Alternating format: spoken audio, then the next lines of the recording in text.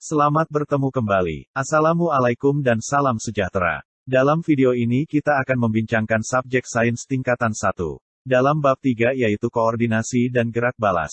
Kita akan belajar tentang homeostasis dalam benda hidup. Homeostasis ialah pengekalan keadaan persekitaran dalam badan, contohnya aras suhu, jandungan air, pH, tekanan darah dan sebagainya supaya proses hidup dalam badan berjalan dengan lancar. Badan kita yang mempunyai mekanisme yang boleh mengawal suhu badan, apabila suhu meningkat, pusat kawalan di otak akan mengesan peningkatan itu. Mekanisme pembetulan akan bertindak balas, dan suhu akan menurun kepada julat normal. Sebaliknya, apabila suhu badan menurun, mekanisme pembetulan akan bertindak dan suhu akan meningkat kepada julat normal yaitu 37 derajat Celcius.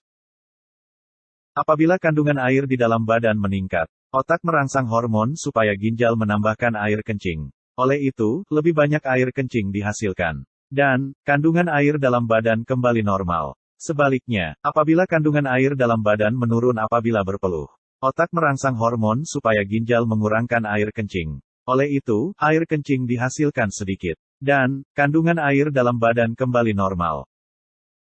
Pada hari panas, suhu badan meningkat. Otak merangsang hormon supaya salur darah kembang. Bulu roma condong dan badan berpeluh. Oleh itu, air kencing dihasilkan sedikit. Dan, suhu badan menurun kembali ke normal yaitu 37 derajat Celcius. Sebaliknya, pada hari sejuk, suhu badan menurun. Otak merangsang hormon supaya salur darah mengecut. Bulu roma tegak dan kurang berpeluh. Oleh itu, badan menggigil. Dan, suhu badan menurun kembali ke normal. Kucing tidak berpeluh. Namun begitu, ia menjilat bulu untuk mengurangkan suhu badan. Bulunya juga menegak apabila kesejukan. Anjing menjelirkan lidah supaya suhu badan berkurangan. Cicak pula, dalam persekitaran panas akan bergerak pantas, jantung berdegup dengan cepat. Dan, suhu badan meningkat. Tetapi, dalam persekitaran sejuk, akan bergerak perlahan, kadar metabolisme rendah. Dan, suhu badan menurun. Siput kehilangan banyak air di permukaan kulit. Oleh itu, ia akan mencari tempat lembab. Lebah pula, mempunyai lapisan kulit yang berlilin. Ia akan kehilangan uap air melalui spirakel. Oleh itu, ia akan menutup spirakel antara dua gerakan pernafasan.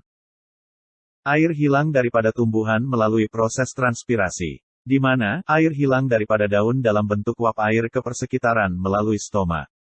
Pada waktu siang, stoma akan terbuka, dan lebihan air tersejat daripada daun. Namun begitu, pada waktu suhu yang terlalu tinggi, stoma akan tertutup untuk mengurangkan air tersejat daripada daun. Homeostasis membolehkan benda hidup menyesuaikan diri kepada persekitaran, supaya keadaan dalaman badan menjadi stabil dan terkawal. Haiwan dan tumbuhan mempunyai sistem kawal atur untuk mengekalkan homeostasis dengan cara yang tersendiri. Sekian sahaja untuk kali ini. Semoga berjumpa lagi pada topik yang lain. Diharapkan pelajar mendapat manfaat dari bahan yang disediakan. Akhir sekali, jangan lupa, lengkapkan semua latihan yang Ciku sediakan di link yang diberikan.